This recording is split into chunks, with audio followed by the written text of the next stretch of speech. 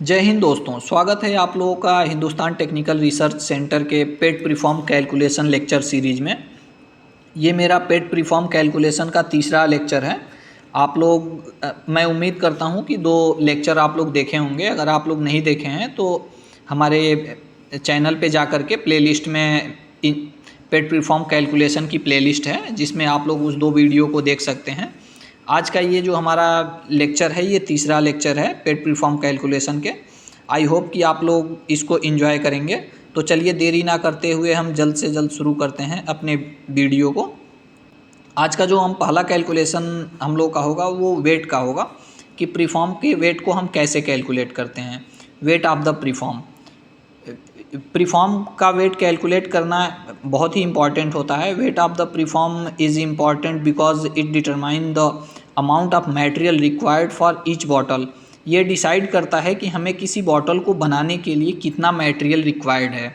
अगर हम प्रीफॉर्म के वेट, क्योंकि प्रीफॉर्म से बॉटल बनाते हैं, अगर हम बॉटल को ब्लो कराते हैं तो उसमें मटेरियल लॉस नहीं होता है, हमारा वेट लॉस नहीं होता है। इसके लिए हमें प्रीफॉर्म के वेट को कैलकुलेट करना बहुत ही इंपॉर्टेंट होता है, जिससे ये डिसाइड होता है कि हमारे फाइनल प्रोडक्ट बॉटल का वेट कितना होगा। तो वेट ऑफ द प्रीफॉर्म को कैलकुलेट करने का जो फार्मूला होता है वो फार्मूला होता है volume of the preform multiply by density of polyethylene terephthalate. मतलब हमारे प्रीफॉर्म का वॉल्यूम कितना है और मटेरियल की डेंसिटी कितनी है। आई होप आप लोगों को प्रीफॉर्म का वॉल्यूम कैलकुलेट करने आता होगा, बट कुछ लोग को अगर नहीं आता होगा तो आप लोग डोंट वरी, मैं आप लोगों को बताऊंगा कि प्रीफॉर्म का वॉल्यूम कैसे कैलकुलेट करते हैं। तो प्रीफॉर्म का वॉल्यूम कैलकुलेट करने का जो फार्मूला होता है वो volume of the preform is equal to होता है pi into neck diameter divided by 2 whole square multiply by preform height minus neck height. जहाँ पे ये पाई जो होता है, पाई कांस्टेंट होता है जिसकी वैल्यू 3.14 होती है। नेक डायमीटर, जो बॉटल के नेक की डायमीटर है वही प्रीफॉर्म के नेक की डायमीटर होती है। तो ये नेक डायमीटर ऑफ द प्रीफॉर्म होता है, जो कि आप इस फोटो में देख सकते हैं। ये जो प्रीफॉर्म की डायमीटर है ये नेक डायमीटर ऑफ द प्रीफॉर्म होती है। और इसके बाद जो हाइट होती है, प्रीफॉर्म की हाइट होती है, ये आप अगेन फ़ोटो में देख सकते हैं। ये जो हाइट होती है प्रीफॉर्म की, इस हाइट को हम लेते हैं, जो ये हाइट ऑफ द प्रीफॉर्म होती है। और इस इक्वेशन में यूज होती है कि नेक हाइट, नेक की आपकी हाइट कितनी है। तो जो ये हमारी प्रीफॉर्म की नेक होती है, जो थ्रेड होते हैं, ये हमारे नेक की हाइट कितनी है, ये नेक हाइट होती है। अगर हम इन सब वैल्यू को अपने फार्मूले में रखते हैं वॉल्यूम, तो वॉल्यूम ऑफ द प्रीफॉर्म हम लोग फाइंड आउट कर सकते हैं। अगेन जो वॉल्यूम ऑफ द प्रीफॉर्म का फार्मूला होता है वो pi into neck diameter divided by 2 whole square multiply by preform height minus neck height होता है।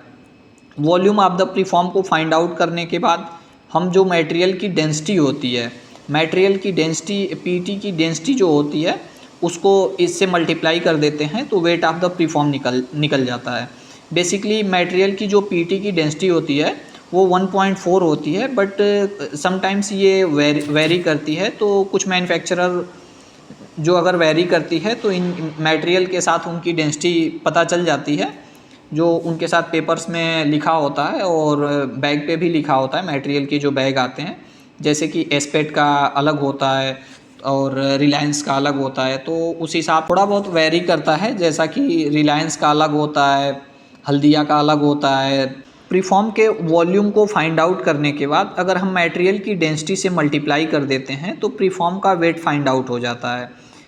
जो डेंसिटी होती है मटेरियल की, ये बेसिकली हमें मैन्युफैक्चरर से पता चल जाती है। बेसिकली जो पीटी की डेंसिटी होती है वो 1.4 होती है, बट समटाइम अगर कभी कभी ये वेरी करती है, जैसे कि एस्पेट की डेंसिटी थोड़ी बहुत वेरी करती है, कुछ और होती है, रिलायंस की डेंसिटी कुछ और होती है। तो एज पर हमारे रिक्वायरमेंट, कैसा हमारा रिक्वायरमेंट है, उस हिसाब से हम डेंसिटी को, मटेरियल की डेंसिटी ले लेते हैं। क्योंकि हमारी जो हॉट फिल की मटेरियल आती है उसकी डेंसिटी अलग होती है, तो थोड़ा बहुत डेंसिटी वेरी करती है पॉइंट में, तो उसको हमें कंसीडर करना होता है, जो प्रीफॉर्म के वेट को कैलकुलेट करने के लिए बहुत ही इम्पॉर्टेंट होता है। चलिए जो हमारा अगला इक्वेशन कैलकुलेशन है उस पे हम लोग देखते हैं। आप लोग देख सकते हैं ये प्रीफॉर्म है, जिसमें ये प्रीफॉर्म की थिकनेस हो गई, ये हाइट ऑफ द नेक हो गया, ये प्रीफॉर्म की फुल हाइट हो गई, ये डायमीटर्स ऑफ द नेक हो गया। चलिए अब हम कैलकुलेट करते हैं कि प्रीफॉर्म के थिकनेस को कैसे फाइंड आउट करते हैं। प्रीफॉर्म के थिकनेस को फाइंड आउट करना बहुत ही इंपॉर्टेंट होता है, क्योंकि ये हमें हमारे बॉटल के स्ट्रेंथ और स्टेबिलिटी को डिसाइड करता है। अगर हमारे प्रीफॉर्म के थिकनेस बराबर नहीं है, हमें प्रॉपर इक्वेशन से कैलकुलेट नहीं किए हैं और हम मोल्ड को डिज़ाइन कर दिए हैं और मोल्ड बनाने के बाद हमारा मोल्ड आ गया है, मशीन पे लग गया, जिससे हमारे प्रीफॉर्म की थिकनेस यूनिफॉर्म नहीं है, तो हमें बॉटल बनाने में बॉटल फट जाता है, तो फिर हमें बहुत ही इकॉनमी लॉस होगा, बहुत ही पैसे का नुकसान हो जाएगा। तो इन सब प्रॉब्लम से बचने के लिए हम पहले ही कैलकुलेशन कर लेते हैं और कैलकुलेशन करने के बाद सॉफ्टवेयर आता है मोल्ड फ्लो का, उसमें डाल करके इन सबको देखते हैं कि उस पैरामीटर पे क्या ये बराबर आते हैं या नहीं। तो प्रीफॉर्म के थिकनेस को कैलकुलेट करने के लिए जो फार्मूला होता है वो प्रीफॉर्म की डायमीटर माइनस नेक की डायमीटर डिवाइडेड बाई 2। प्रीफॉर्म की जो डायमीटर होती है और जो नेक की डायमीटर होती है, प्रीफॉर्म के डायमीटर में से नेक के डायमीटर को माइनस करके और हम अगर 2 से डिवाइड कर देते हैं तो हमें वॉल थिकनेस निकल जाता है कि हमारे प्रीफॉर्म का वॉल थिकनेस क्या होगा। इस फार्मूले के ज़रिए प्रीफॉर्म के थिकनेस को हम कैलकुलेट कर सकते हैं, जो बहुत ही ज़रूरी होता है। प्रीफॉर्म के थिकनेस को कैलकुलेट अगर हम ना करें, ये प्रीफॉर्म के थिकनेस से ही हमें बॉटल की शेप डिसाइड होती है, प्रोडक्शन इफ़िशियंसी डिसाइड होता है और मटेरियल की प्रॉपर्टी कैसी है वो हमें पता चल जाती है।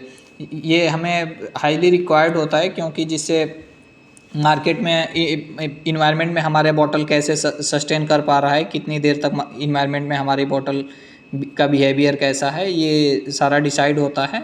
जो थिकनेस, इसके लिए अगर हम HF की या फिर हाई प्रेशर जैसे कार्बोनेटेड सोडा अगर फील करते हैं, HF को फील करते हैं, तो उसके टेम्परेचर को मेंटेन रखना पड़ता है। तो इसके लिए इसमें थिकनेस बहुत ही ज़्यादा मायने रखती है। आई होप कि आप लोगों को ये वीडियो लेक्चर सीरीज़ के सारे वीडियो आप लोग देख रहे होंगे और इसको एंजॉय कर रहे होंगे, आप लोगों को चीज़ें समझ में आ रही होंगी। अगर किसी और भी चीज़ पे आप लोगों को वीडियो चाहिए तो आप लोग कमेंट बॉक्स में मैसेज कर सकते हैं। आप लोग इसको वीडियो को ज़्यादा से ज़्यादा शेयर करें ताकि और भी लोग इस वीडियो से जुड़ी जानकारी ले सकें। धन्यवाद। जय हिंद।